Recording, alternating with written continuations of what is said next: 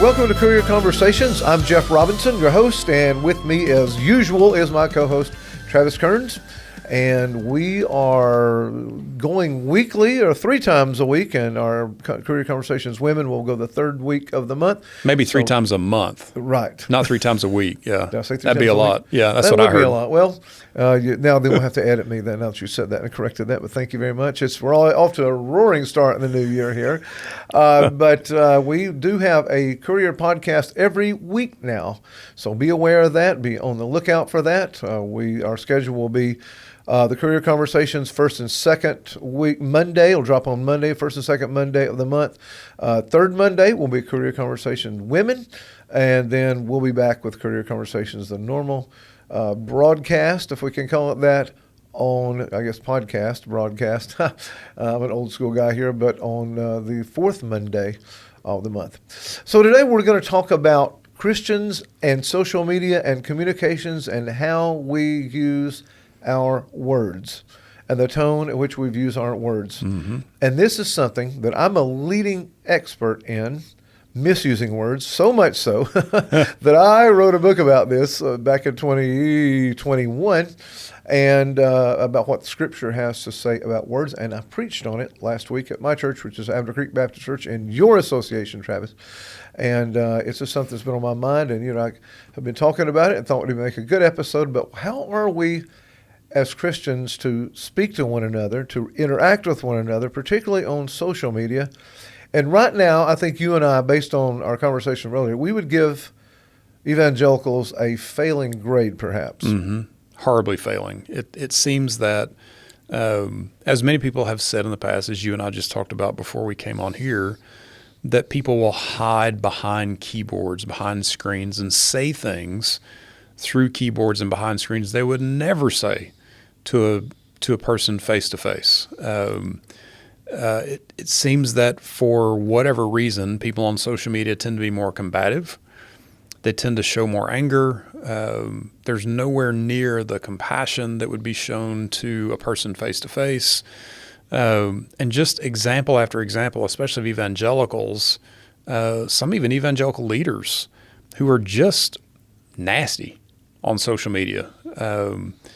Without naming names specifically, we talked about some earlier that have claimed or made claims in the last week as we're recording this, that folks, for example, who might believe media narratives are mentally incapacitated or have mental issues.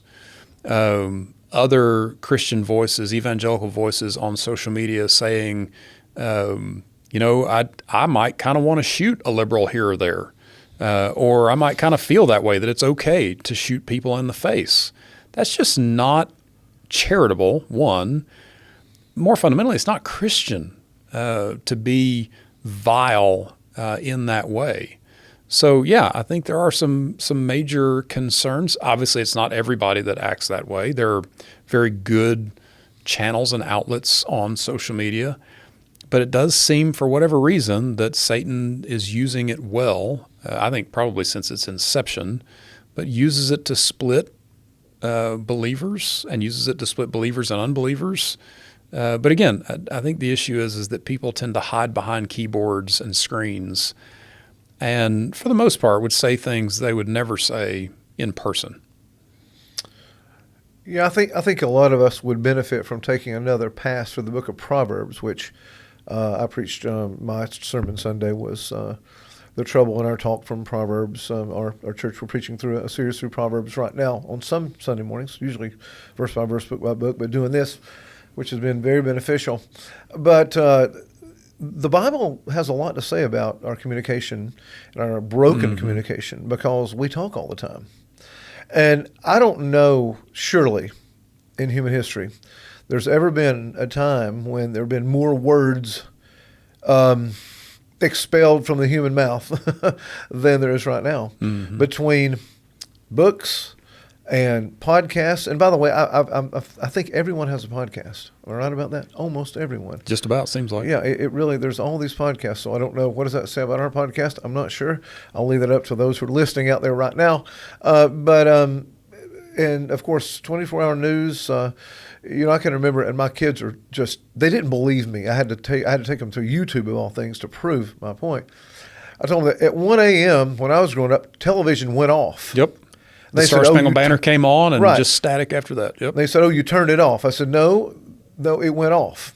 And there was a test pattern the rest of the night. There was a Star Spangled Banner, and usually you would have Charlton Heston or some actor giving it some very patriotic speech, and then test pattern. And that was it. Yep. Until the advent of CNN. That's right. 6 a.m. it came back on, but then CNN came on. Of course, you got Fox News and ESPN, the things we love, and and I remember the first part of ESPN. I would stay up late watching because you'd had Australian rules football, and I love to watch that. But it really, there's so much talk.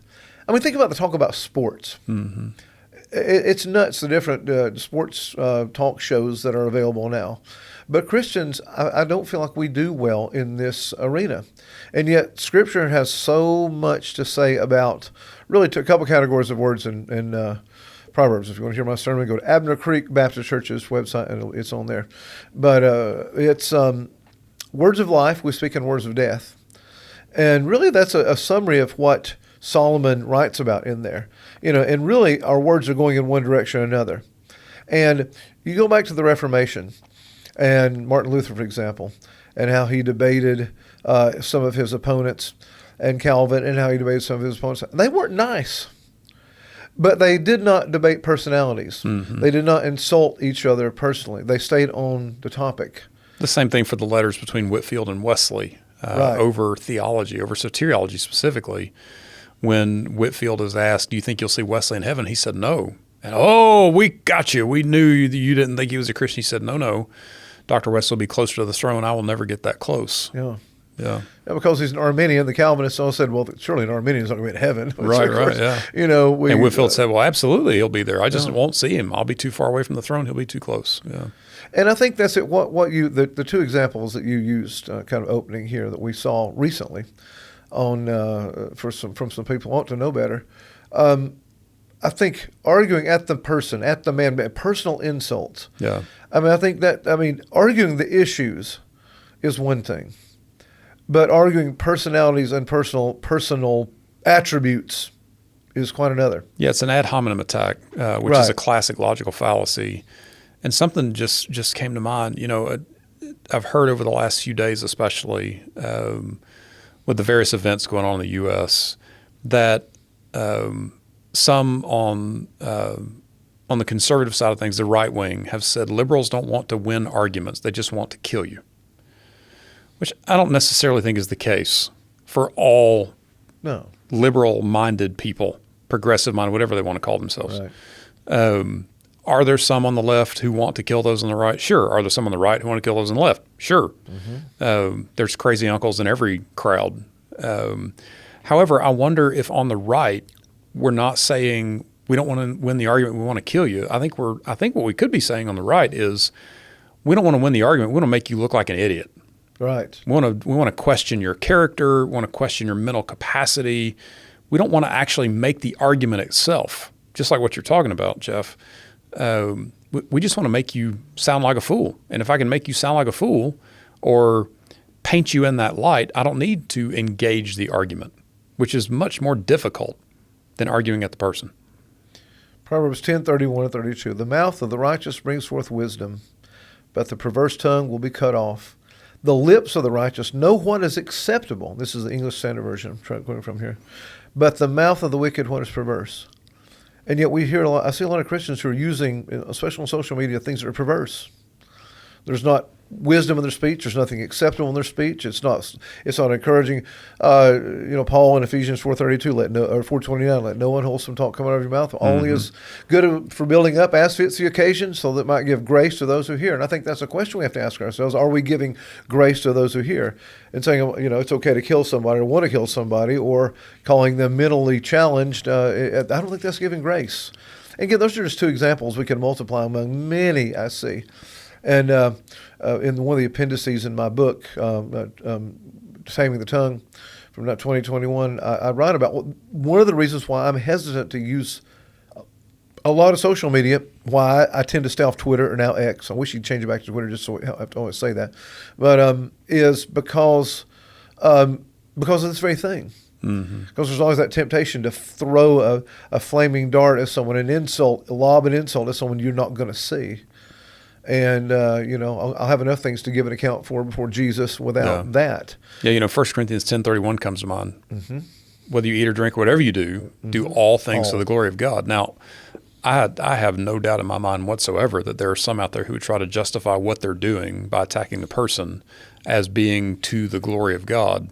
But there's no way you can do so from an Old and New Testament perspective without standing on one foot, hopping, wearing a aluminum foil hat, and squinting one eye, and trying to do some really crazy eisegesis to make that into being glorifying to God, to attack another person's personality or looks or character, or whatever it might be.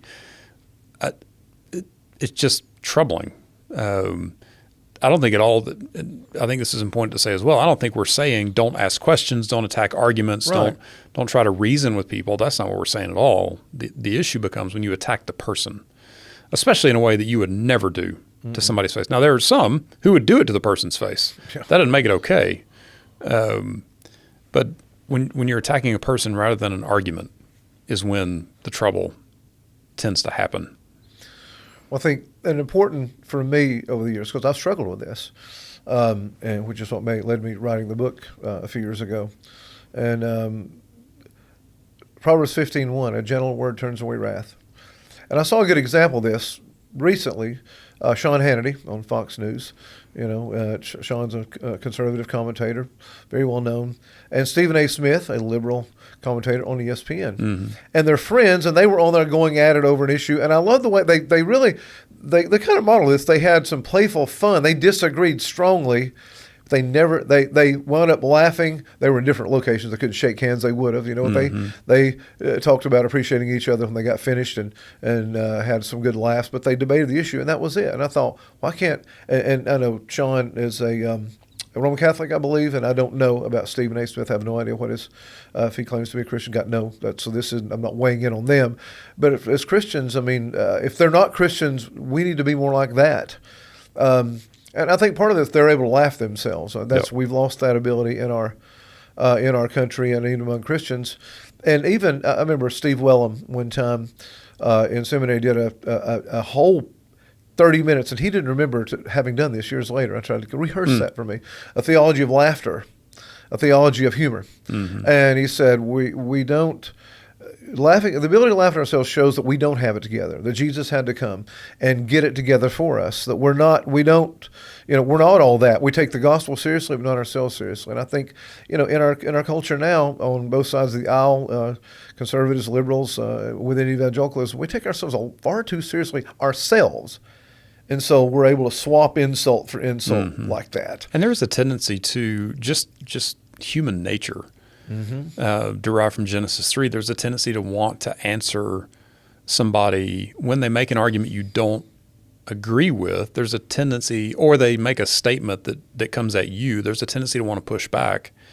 My dad would always say, sometimes my redneck comes out. And he would just kind of laugh it off and just kind of, exactly. just kind of almost saying, well, it's okay because my redneck was just coming out. Well, that's not okay. No. A very good friend of ours, Jeff, that we did doctoral work with, Dr. Adam Greenway, used to say all the time, was the original hymn or not, I don't know. I never heard him attribute it to somebody else, but he would say regularly, when you wrestle with a pig, one gets dirty, the other one likes it. Yeah. And that's incredibly true, especially on social media. If you get into a character argument, you're going to get assassinated. Your character's going to. That's right. Yeah, I don't mean that at all in a physical way. No. Your character is just going to get obliterated. One, because the other person that you're likely going after either doesn't care or doesn't think highly enough of you to actually engage in an argument. Proverbs 26:4 comes to mind. Do not answer a fool according to his folly, or you'll be also like him. That's right. It's pretty straightforward. There's no questioning what's being said here in the text. So I think Greenway's statement is a modern day rendition. If you wrestle with a pig, one gets dirty, the other one's going to like it. No, that's right. And I've heard Adam say that. And I think of other friends of ours from the past and still friends. The two Toms, my two favorite Toms at Southern Seminary. Tom Nettles, who was one of my mentor over the years, and Tom Schreiner. What I loved about them was how they handled their opponents. And one of the things I loved about Ronald Reagan, or one who, if you listen to this one time, he's been always been one of my heroes, and voted for him my first vote when I was able to vote at 18. They never belittle their opponents. And I don't think Christians should belittle their opponents. Now Luther would belittle his opponents. He might have belittled the Pope, but no, we don't. We shouldn't belittle them. We live at the level of arguments of issues. I mean, probably the best piece of advice I got before I went in ministry is going into ministry, leaving for seminary. It was my pastor back home said, "Go hard on issues, but go easy on people." Because you're going to be tempted to go hard on issues because you've been taught those things your whole life, these sublime theological truths you've not maybe learned in church. You're going to go hard on people. And I've certainly lived that out imperfectly. And anyone who knows me will tell you that, my family and others. So I had to write a book to myself about it. But I think that's it, to be able to live at the level in our conversations of issues, especially in social media. And of course, that's not room enough to debate. I mean, Right. You're talking how many characters? 149 used to be. Used to be 140. I don't know what it is now. Whatever it is now, but still, that's just not the venue. I had a high school friend once, maybe a couple of years ago, who just blasted me for something I put on Facebook. Something simple, like the Ronald Reagan movie. I said, I can't wait to see this. Well, Ronald Reagan's the biggest idiot the world ever seen, yada, yada, yada. And I can't believe this. And I messaged him in the messenger and said, "Hey, I'm happy to talk with you about that. Call me on the phone. We're not going to talk about that. We're going to debate that on Facebook." That made me mad. Or he doubled down on it. I deleted him as a friend because he just wouldn't stop. And so I just don't think that's a good venue. And that's why I'm so frightened of it, because that's not a good venue in which to hammer out these very nuanced issues. I think a lot of this comes down to a larger cultural trend that's been taking place probably since the late 80s, early 90s, and that is the massive movement towards individualism. So I used to use this example with students at Southern. If you were to walk into a gym in the 1970s and you see a row of treadmills, think about what you would see with the people on those treadmills doing. They're running or they're walking or whatever.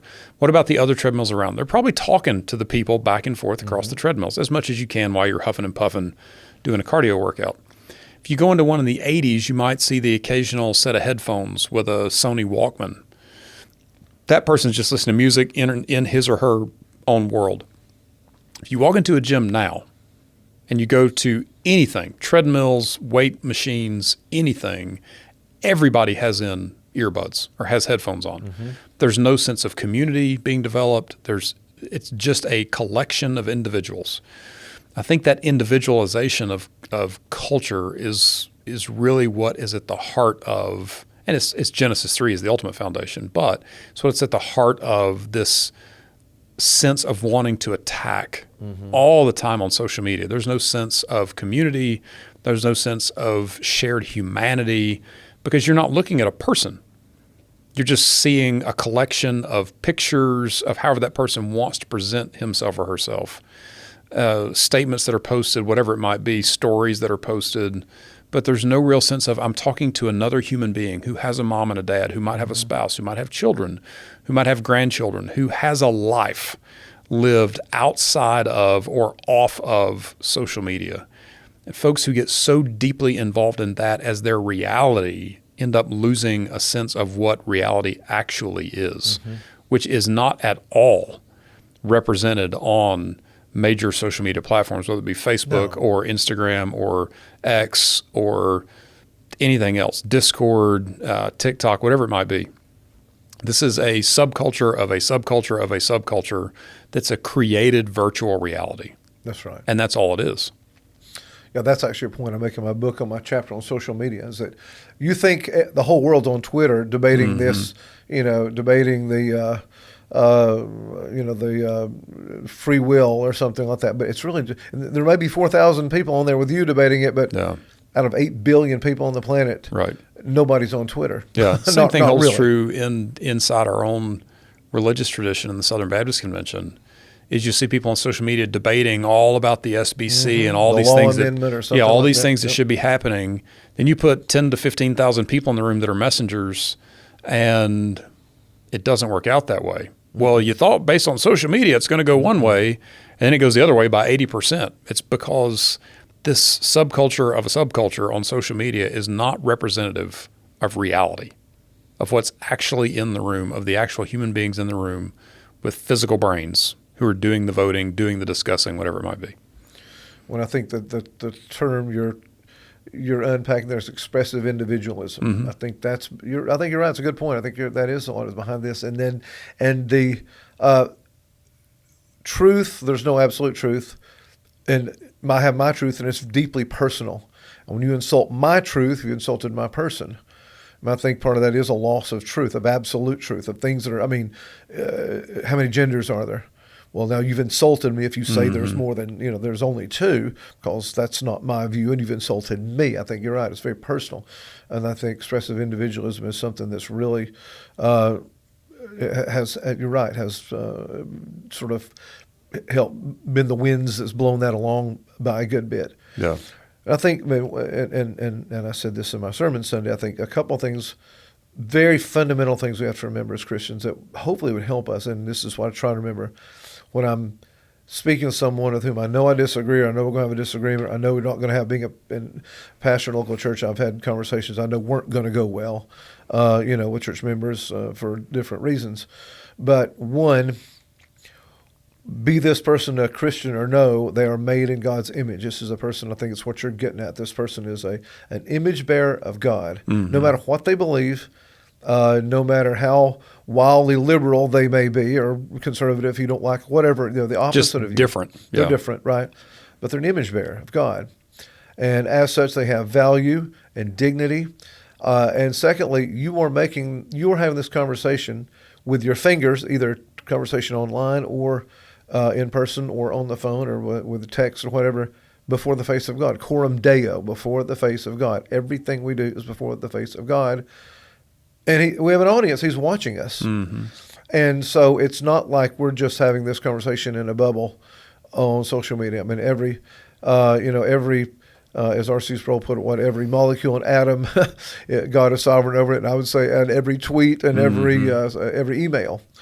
And hopefully that, if we think about that, those very fundamental biblical truths that will chasten us and help us to grow in our ability to communicate with one another. Because, I mean, the book of Proverbs shows there's a lot of trouble in our talk. Yeah.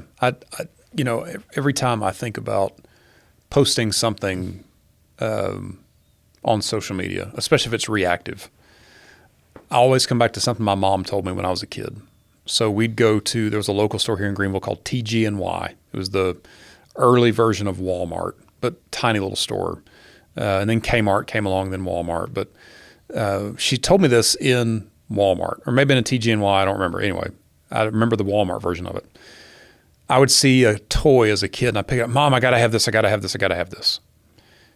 And she would say, honey, pick it up, carry it around Walmart for 5 minutes. And what she meant by that was, don't be reactive, just in the moment. Slow down, think about it. Think about, one, how many weeks of allowance it's going to cost you to buy it. Two, do you have another one like that at home already or somewhat like it? Do you really need it, or do you just want it? Don't react in the moment. Don't react quickly. That's right. Don't be like the Burger King commercial, have it your way right away kind of thing. Danny Aiken always calls it Macworld, have it just the way you want it right now.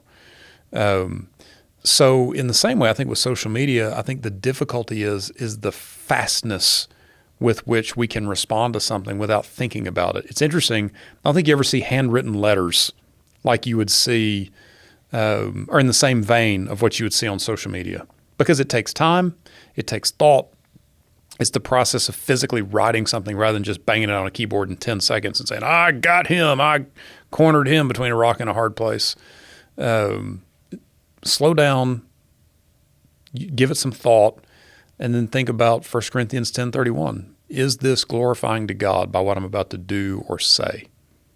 Slow down, take your time. Don't just react in the moment. James puts it this way: let everyone be slow to speak, quick to listen, slow to anger. For the anger of man does not produce the righteousness of God. And my dad, in his North Georgia hillbilly way of putting it, used to say, son, God gave you 2 ears and 1 mouth for a reason. For a reason, yep. I've heard that more than once. I'm sure you have. From my family in Elbert County, Georgia, You come few from south. the same place I do. So, but that's it. We want to learn to listen. And that's something I prayed a lot about as a pastor and as a minister now, and don't always get that right, but we need to listen to one another and stop talking and really listen, not just our ears but our hearts. And I think that's a matter of loving God, loving neighbor, is it not? Yep.